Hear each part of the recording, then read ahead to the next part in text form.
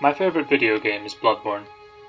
Created by the creators of Dark Souls and Demon Souls, it follows the same formula as those games, but with a style and story clearly inspired by H.P. Lovecraft and his lore of cosmic horror, great ones far superior to humanity, that even to contemplate their existence would drive human beings mad. This kind of horror permeates through all of Bloodborne's scenery, bosses, and underlying story that one has to dig into the item descriptions in order to be fully aware of.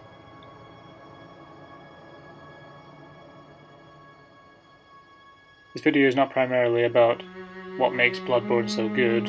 I might do that later, but this video is more about what most of my videos have really been about, a fleeting idea I had and then decided to make a video out of. It hasn't gone so well in the past, but well, we'll see what happens here. What you saw in the beginning of the video is the first introduction the player has to the Hunter's Dream, when we exit the waking world, as the doll calls it, and enter the dream, where we may level up, rest, and enter the waking world at a lamppost, which we mark to mark our progress in the waking world, and from which we can enter the Hunter's Dream and exit out of the Hunter's Dream. The Hunter's Dream is governed by Gehrman, a rather mysterious character who apparently knew many of the key players in the lore of Bloodborne. He was also the first hunter of beasts, which started to appear when a new blood ministration was being introduced.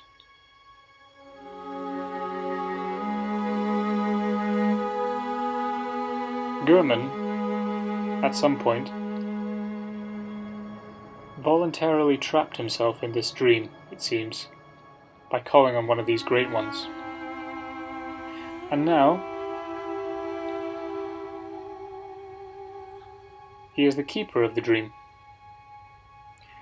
and the man in charge of the Hunter's Workshop, which is a workshop on the hill of this dream, surrounded in a very dreamlike setting, flowers with pillars floating around, their foundations invisible. The sky above is a reddish blue, not anything that you would see in the waking world. The garden that surrounds the workshop is, in other words, very dreamlike, but the workshop itself is quite different. There is an actual workshop in the waking world, which the workshop is actually based off of. The workshop is like any other workshop. It has tools on the walls, it has storage, it has inventory, it has books, and seems to be the place where Gehrman would do his work. Seems natural enough. It's this idea that came to me. It's this striking resemblance to the objective world in the subjective world that I want to talk about here. The workshop obviously represents a sort of objective world where one can count on the outcome of one's actions to be reasonably predictable, and so one can do work and experiment and invent, create tools. But it is nested in this dream, this strange setting. It seems as if it doesn't really belong, but that's where its foundations are laid. It's this idea I want to talk about in this video. We'll see how it goes.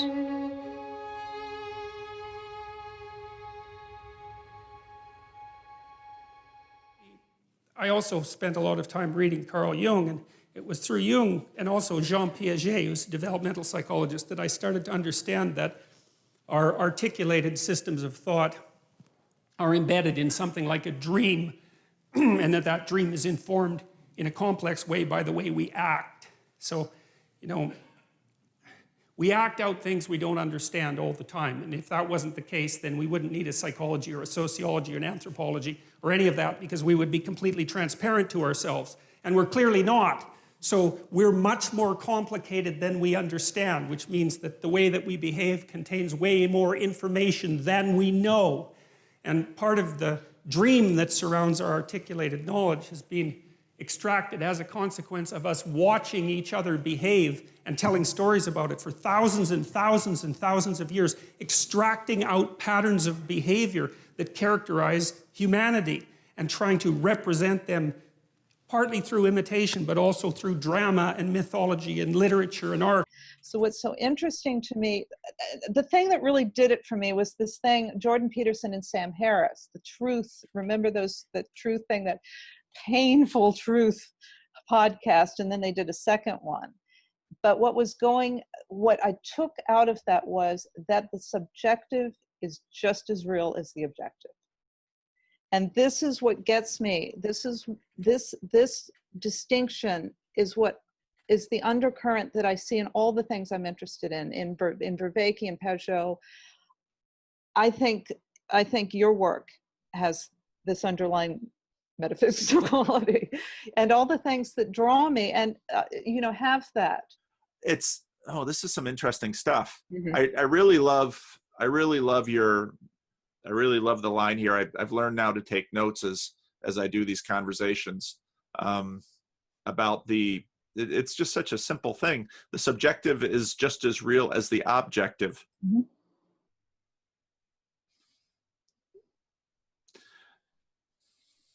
And I think so. Part of my quest has been, okay, so why did Peterson strike such a nerve? And I think that's a big part of it. I think so. He's been able to make that point in a compelling way. Yeah. So then the question is, what part of our minds that we are disconnected from have known this, and why have we locked it away and shut it up? 3 writers brought up there: Jean Piaget, Carl Jung, and Robert Pirsig, the author that Camilla was talking about, of Zen and the Art of Motorcycle Maintenance. I confess ignorance of the third, ignorance of the first, and very little knowledge of the second. As in, I have never read any Jean Piaget or Pirsig, and I have only read one work of Jung's and found it incredibly hard to understand. So this is not going to be a dissection of symbols found in Bloodborne apropos to their work, because I wouldn't be able to do that. This is more apropos to Jordan Peterson's work, and the work of Paul van der Klee. The image primarily that I see in the Hunter's Workshop on the Hill of Dreams is that of consciousness on the hill of subconsciousness. It's Freud's original discovery, that of the underlying subconscious being much larger than anyone knew, and being that on top of which consciousness rests. But it also seems to be the objective world resting on the subjective world. Of course, Freud has covered a lot of the subconscious work already, but the debate today doesn't seem to be the primacy of the subconscious mind over the conscious mind, or vice versa. Today, the debate is the primacy of the objective worldview over the subjective worldview, or even the objective world over the subjective world, or vice versa. And so that's where I think it would be most fruitful at this point to take this. Camilla, in that Paul van der Klee clip, mentioned a podcast that Sam Harris had with Jordan Peterson in which they discussed the subject of truth and really began tripping up over each other, because each clearly had a different definition of truth that seemed contradictory to each other.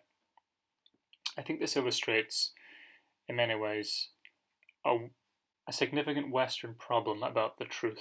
The West has a problem with the concept of truth. Since about 400 years ago, with the advent of the empirical scientific method by way of induction by Francis Bacon, we've prioritized objective empirical truth over anything else. It's been a slow process, but it's really come to fruition in the last 200 years. Even to ask more subjective style questions causes cringing and mockery by others, as if they were not really serious questions, like what is beauty, or is there meaning, or what is moral, what is good, is there a God? These questions can't be interrogated empirically, and the scientific method, as is traditionally understood, really has no answers for them. Therefore, they're not really seen as serious questions. Jordan Peterson broached questions like these, even in this objective modernist framework that he still maintained, which earned him a lot of ridicule and accusations of pseudoscientist, because he was discussing mythological and metaphysical concepts, despite his doctorate in psychology. But many people listened, because this subjective level of truth, or more subjective level of truth, its absence from our minds and our lives has left a void that has been noticed, even by the scientific community, so quote-unquote scientific community. More on that in a later video.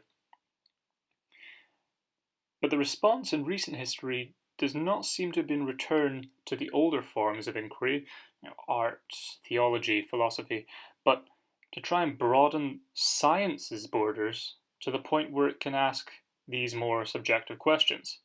And so came about, I think, the social sciences, quote-unquote. But what is social science? Is it a science at all? Not in the traditional understanding. The scientific method was the investigation of the natural world under experimental conditions, where one could limit as many environmental variables as possible so as to get the most concrete outcome possible, so that one could be sure of the cause and effect and be confident in the result.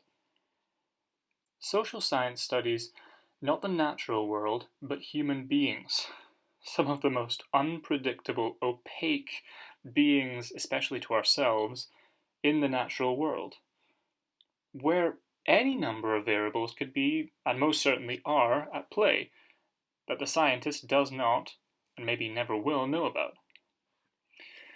However, social science is still touted as a science because the word science, according to the modern bias, comes with a high degree of confidence.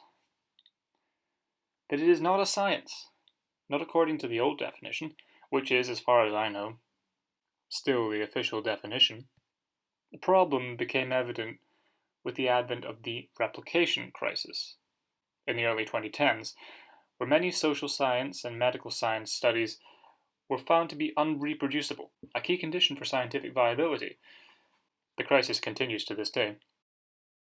To take this back into the subject of this video, it were as if Gurman suddenly decided that the workshop was all there was, shut the doors and windows in order to focus in on his work alone, ignoring and eventually forgetting the garden outside. Then, when the old yearnings came crawling back into his soul for the world he had forgotten, he tries to dig up the floor of the workshop, keeping the doors and windows closed, and starts experimenting with whatever he finds under there, to start to make something, it matters not to him what, grow. He has not only destroyed the integrity of his workshop, but his plans to create organic growth in it will most likely be unfruitful.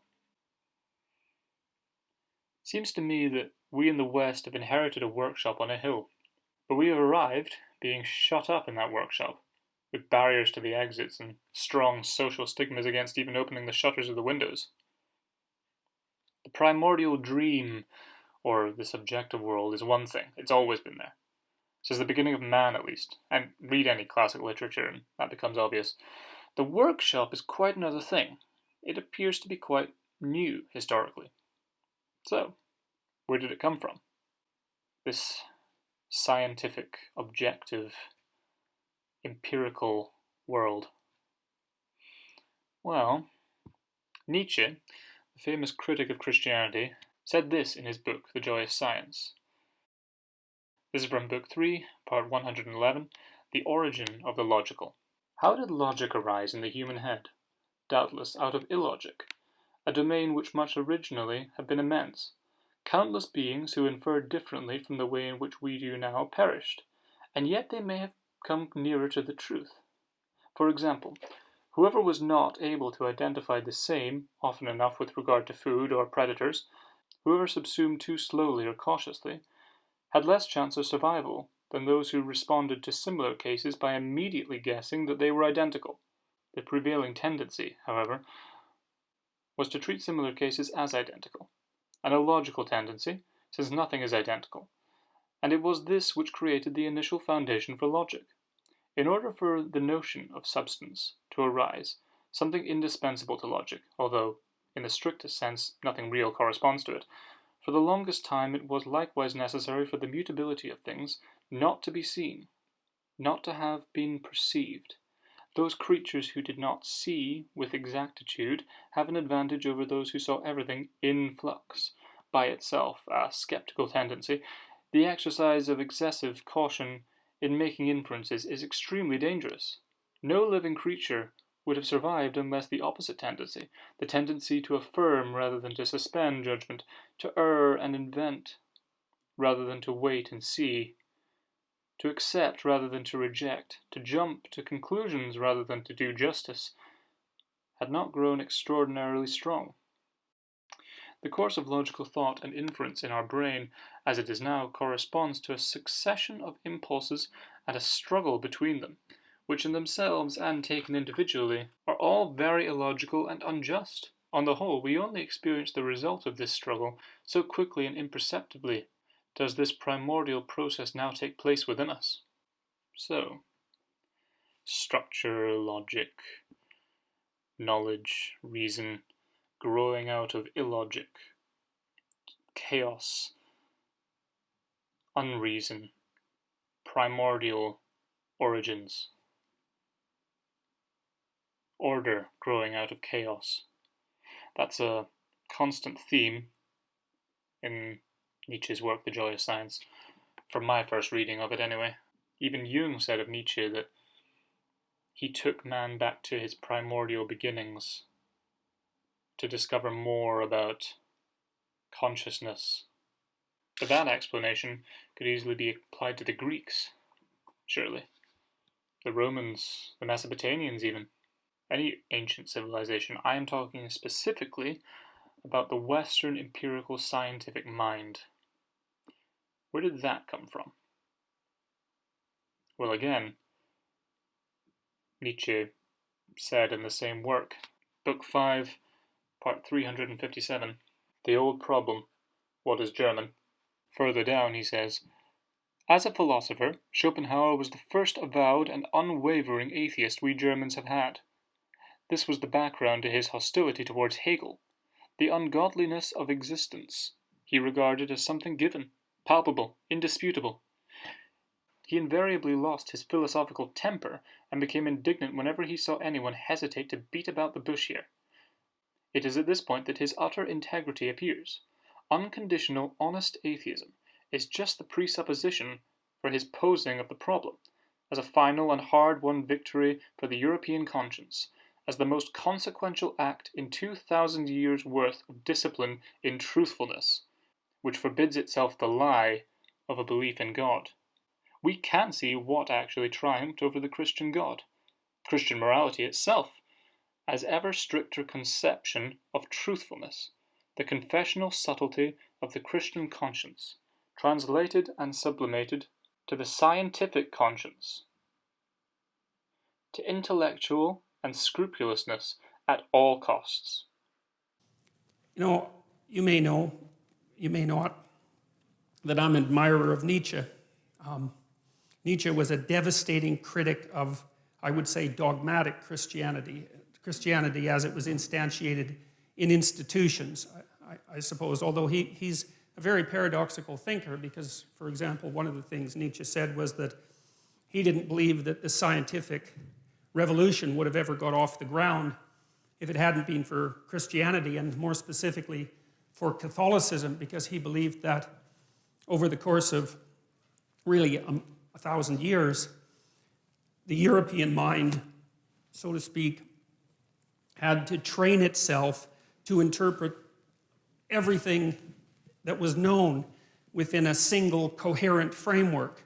Coherent if you accept the initial axioms. A single coherent framework. And so Nietzsche believed that that Catholicization of the phenomena of life and of history produced the kind of mind that was then capable of transcending its dogmatic foundations and then concentrating on something else, which in this particular case happened to be the natural world. And so Nietzsche believed that in some sense Christianity died at its own hand. It had spent a very long period of time trying to attune people to the necessity of the truth, you know, absent the corruption and all of that that's always part of any human endeavor. And then the truth, the spirit of the truth that was developed by Christianity turned on the roots of Christianity, and everyone woke up and said something like, or thought something like, well, how is it that we came to believe any of this? A fascinating theory, to be sure, about the origins of this scientific objective worldview. Not one exactly. Not one that I've really grappled with enough. I need to read more Nietzsche, I think. Moving past its origins then, where does that leave us now? Why is it, as Owen Barfield once famously said, the more and more we gain mastery over our environment, the more alienated we feel from it?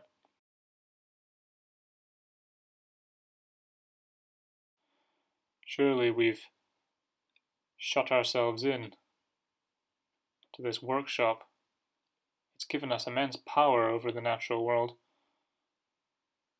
It's given us speciality in one thing, which has given us a lot of sophistication.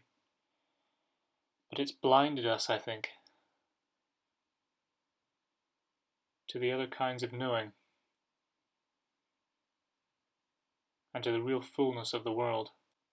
Another YouTuber, who I admire, the Distributist, made a point very similar to this in one of his early videos, The Cult of Confidence, the problems with New Atheism, the problems with the materialist scientific worldview. Let's say for a moment that it is not the hunter's workshop that we are trapped in, but a modern home where we've never dimmed the lights at all, never looked outside, never ventured out into the darkness. It's quite similar, isn't it? But I'll allow him to explain himself. If what I have said so far is a bit too abstract, I hope that I may indulge my audience one more time to see if I can illustrate my point with narrative rather than modeling. Imagine you are sitting in a well-lit and well-furnished country house at night. The interior of the dwelling is modern, and the ample light fixtures on the ceilings and walls allow for absolute clarity of the surrounding furniture and furnishings, all of which are very well made and expensive. Everything within the dwelling you occupy can be viewed with ease, but through the large windows that surround the room you sit in, you can see only darkness, as the night forms an impenetrable wall of black just outside the patio windows that mark the end of the room. Nevertheless, the house is clean, the surroundings are inviting, and in this place you are filled with a sense of security and contentment. This is the world of modernity, the world that we know today.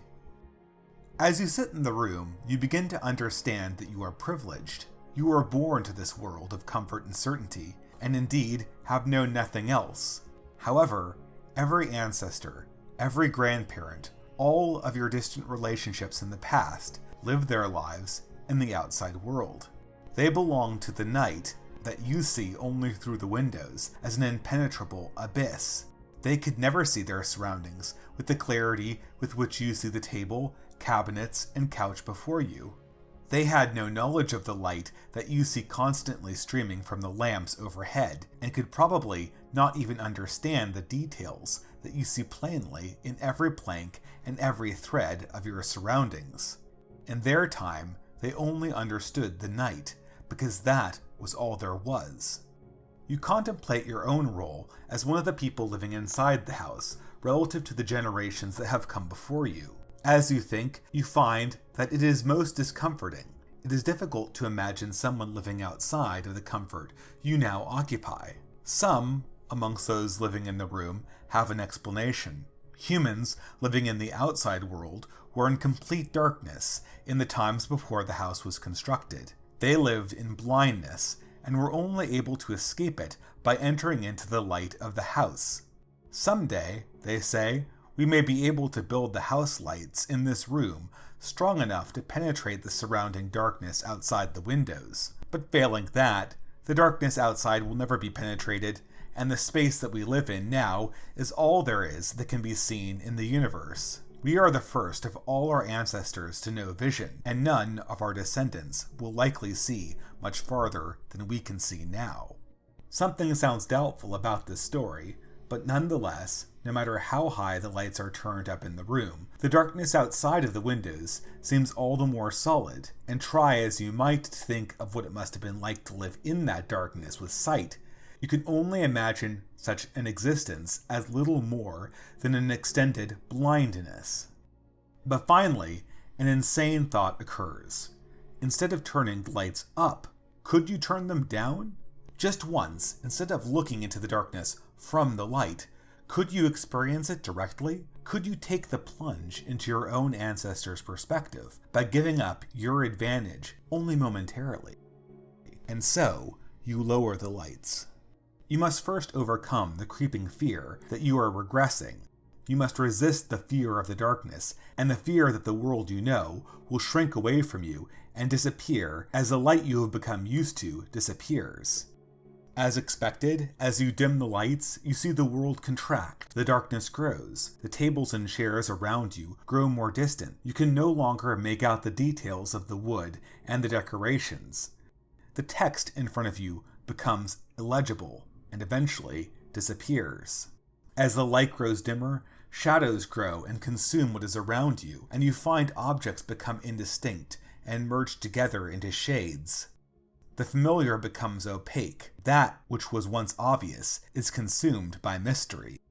But in this newly darkened and strange world that now surrounds you, is there nothing more that you can see? Now that the familiar has disappeared, is there not some light in the distance, growing where once there was only an abyss? Do you not, as the light fades, begin to see a new world, a larger world, where your ancestors lived? Do you not feel the pull of a primal radiation, the call to something deeper and greater found within an ancient part of your own humanity? And when the light falls away entirely, might you not come to know this world? The world of the mystic and mysterious? The world of an evening time you dared not imagine in your modern comfort, but that you have always dreamed of exploring? Has the removal of the light blinded you? Or do you see, as one ancient Jew also saw, who first was struck blind in order to gain his true vision, that what once you saw only through a glass darkly, you now see face to face?